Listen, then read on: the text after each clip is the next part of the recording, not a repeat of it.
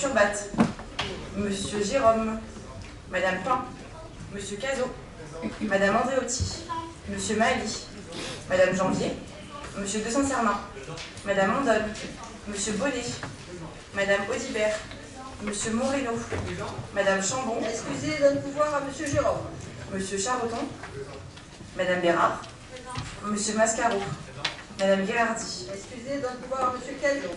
Monsieur Lebert, Madame de Palance, Monsieur Chedevard. Excusez, donne pouvoir à Monsieur Charton. Monsieur Léonie.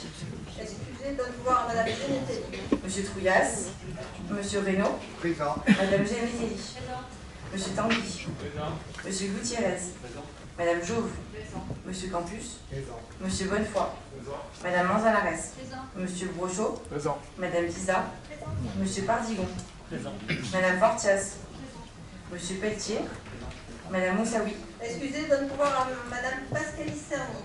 Madame Pascalis Cerny, Madame Gridi, Excusez, donne pouvoir à Madame Mandanares. Madame Leyec, Excusez, donne pouvoir à Madame Vera Masson. Madame Dire, Monsieur Pélissou, Présent. Madame Ladiorgue, Excusez, donne pouvoir à Monsieur Reynaud. Madame Vera Masson, moi-même, Monsieur Do, Excusez, donne pouvoir à Monsieur Campus. Madame Mounier, Excusez, donne pouvoir à Madame Diaz. Monsieur Koutsef, Absent. Madame Roussel, Madame Sabardi, Monsieur Navaran, Présent. Monsieur Leroy, Excusez, donne pouvoir à Madame Brunel. Madame Brunel, Monsieur De Houbeda, Présent. Monsieur De Palance Présent. et Madame Muscotti. Le quorum étant atteint, le conseil municipal peut donc valablement délibérer avant de procéder à l'adoption du procès-verbal du 24 octobre dernier. Je rappelle que lors de cette séance, les questions concernant la métropole Var Handball ainsi que l'opérativement avaient été soulevées. Monsieur De Palance nous a sollicité afin que nous puissions apporter des réponses sur ces sujets respectifs. Je vais donc passer la parole à Monsieur Laurent Bonnet et à l'amiral Petit afin qu'ils puissent à leur tour apporter les éléments de réponse à ces questions avant qu'on adopte le procès-verbal. Monsieur Laurent Bonnet. Merci Madame le maire. Alors tout d'abord, permettez-moi de remercier les services qui ont réagi en 2 jours et qui ont permis de faire une synthèse de ces actions. Et qu'il est toujours plus facile de poser les questions en commission de ressources que de gens du conseil, mais je tenais à remercier quand même les services pour leur efficacité. Alors, concernant les missions d'intérêt général du club de handball Toulon Métropole Var Handball, pour les saisons, je rappelle, 23, 24 et 24-25, ces missions sont décomposées comme telles. Je rappelle que les missions d'intérêt général est d'un montant total de 60 000 €, décomposées à 30 000 € pour les écoles et à 30 000 € pour les ALSH, comme vous allez le voir. Donc, comme je vous l'expliquais, ces actions et ce partenariat a pour but de permettre la découverte de la pratique du handball à un maximum de jeunes, bien sûr, qui sont le plus souvent éloignés de la pratique et qui sont situés, c'était un vœu de la Convention, dans les quartiers les plus exposés aux difficultés sociales. Donc ce sont des participations qui sont destinées à promouvoir bien sûr cette discipline, à développer la motricité, vous en doutez, on ne détaillera pas ici l'ensemble de l'intérêt de ces actions. Et puis pour les ALSH, de participer à des cycles d'initiation et de développement de la pratique, donc des ALSH qui s'entraîneraient pour avoir un langage plus agréable pendant les vacances scolaires. Donc ce suivi qui a été effectué avec notre région de la ville qui contrôle régulièrement les actions pour s'assurer de la programmation, de son effectivité, du calendrier annoncé, bien sûr, et des moyens humains mis en œuvre, vous en doutez, nous ramène qu'il y a eu 2 cycles de 8 semaines chacun pour les 2 années scolaires concernées et des stages qui ont été proposés pendant les vacances scolaires pour les centres aérés, donc les ALSH.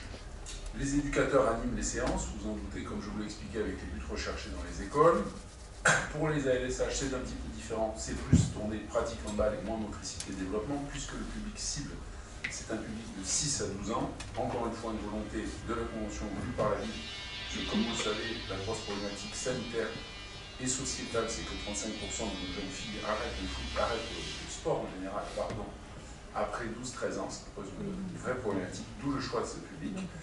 Et donc, à la fin de chaque cycle, je parle des cycles pour les écoles ou des stages, c'est pour les ALSH, un tournoi est organisé entre les classes ou entre les centres qui ont participé bien sûr à ce cycle, avec la présence de l'entraîneur ou de l'entraîneur adjoint, des époques pour des staffs différents. Dans tous les cas, des joueuses, vous en doutez bien, c'est évident, avec à la fin un temps d'échange où les enfants reçoivent. Alors là, ça m'aide parce que derrière, ils vont tous dire non, on l'a pas eu, et du coup, ils vont vouloir. Ça, c'est notre question, je leur expliquerai après le conseil. Donc à la fin du stage, des places gratuites, des tours de cou, des posters, des dédicaces, bref, montrer à tous ces jeunes qu'on peut être une femme et professionnelle dans le sport et en avoir un métier. Je trouve que ce sont de très belles missions, et je rappelle donc 30 000 € pour l'ensemble de ces sites dans les écoles, 30 000 € pour nos centres, puisque je vois qu'il y a un regain soudain et vif de certains de mes collègues pour le sport féminin. Je ne peux que leur recommander la lecture de l'équipe de hier, que vous trouverez sur le numérique, dans lequel ce bon journal, pardon pour mes collègues de l'équipe étant spécialisée, vous n'en trouverez pas pour les collègues de l'équipe, sur le marasme économique dans le sport féminin, permettez-moi d'en parler, dans l'Europe, et pas qu'en France, dans toutes les disciplines. Téléchargez l'équipe, bien sûr, payez, je n'inciterai pas à des copies d'écran, mais lisez cet article qui montre combien c'est important de s'engager dans ces thématiques, que cette problématique n'est pas française, elle est européenne, que si le modèle ne change pas, il y aura des cataclysmes. Je vous remercie. Monsieur de Palens. Oui, Madame le maire, juste pour dire que c'est une question que j'avais posée au dernier conseil municipal, donc ça n'a rien à voir avec une discussion en commission, puisque la discussion n'est pas venue en commission, c'est au conseil municipal que j'avais posé la question. Pourquoi? Parce que l'adjoint au sport, M. Bonnet, nous avait dit que ces sommes correspondaient au paiement en réalité des présences des joueuses. Donc moi, ce que j'avais demandé, qu'il y ait des actions, je veux bien le reconnaître, on est au courant qu'il y a des actions. Je voulais savoir comment c'était valorisé, par qui c'était valorisé, et si ça correspondait bien aux 60 000 €. C'est pour ça que je me suis permis de reposer la question, et on repose la question parce que je n'ai pas eu de réponse, et que je n'ai pas eu de réponse non plus directement sur un boîte mail, alors que j'avais posé la question au dernier conseil municipal. Donc je voudrais avoir le descriptif en fait de ces sites, de ces stages, et savoir la valorisation du taux horaire, le nombre de joueuses et comment elles sont payées tout simplement, pour voir si ça correspond. Vous m'avez dit que ça correspondait au jour le jour.